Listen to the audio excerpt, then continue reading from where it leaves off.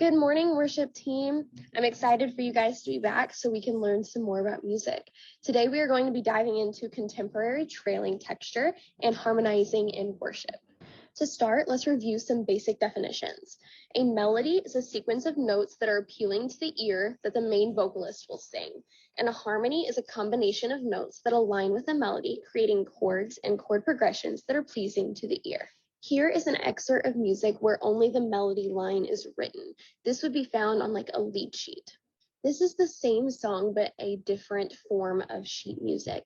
And this one has the melody on the bottom note with two harmonies above. This is also an example of contemporary trailing texture.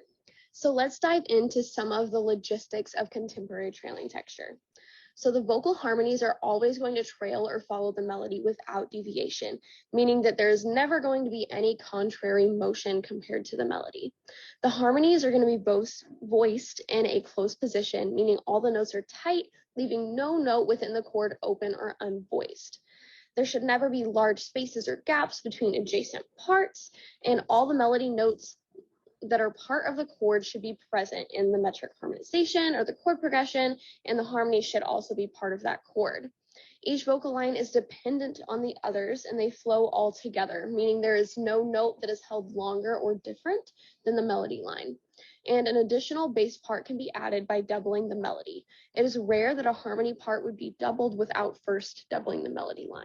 This excerpt here is not an example of contemporary trailing texture because each melodic line is independent, meaning that it can move on its own and it goes different directions and they do not stay close-knit.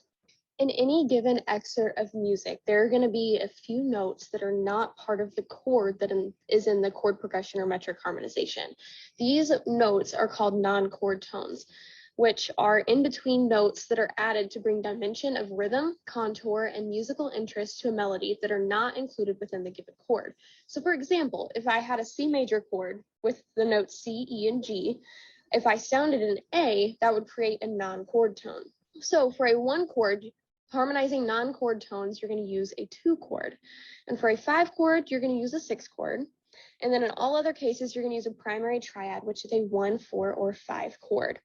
Anticipations should be sounded with the chord of the anticipation, as well as suspensions. And the definitions are found here on the screen of those two terms. And lastly, when using a 7th chord, choose 3 of the 4 notes in the melody and harmony. In this excerpt of Graves into Gardens, we can find at the beginning of the chorus, we have a D major chord, and the second note is an E, which is not in a D major chord. Then we have in the second measure there a B, which is not in the chord as well. And then whenever we switch to B minor 7th, the second note of that measure is an E, which is also not in the chord. So each of these circled notes are non-chord tones. Now we need to recall the harmonizing rules for non-chord tones. And if we remember, for the 1 chord, we need to harmonize as a 2. And for a 6 minor, that falls into the all other categories, which means we would use a primary triad, which is 1, 4, or 5. So for our first non-chord tone in the first measure of the chorus, we have an E, and we need to harmonize with G and B, making a 2 chord. So this is going to put this chord in first inversion, meaning G is going to be on the bottom. Then in the second measure of the chorus, we have a B in the melody.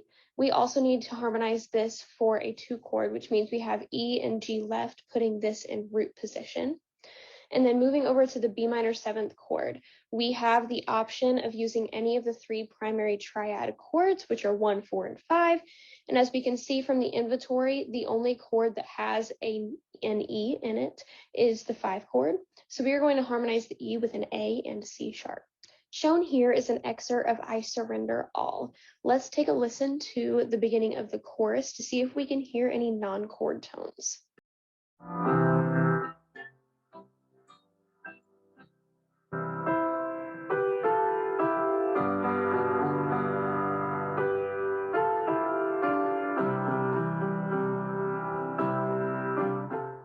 It is a little difficult to figure out exactly where non-chord tones are in this excerpt of I Surrender All, but I have circled 4 examples here that occur within these measures. Here are 3 different harmonizing options looking at the keyboard. The first option is putting the melody on the bottom. The second option is putting the melody in the middle with 1 harmony above and below.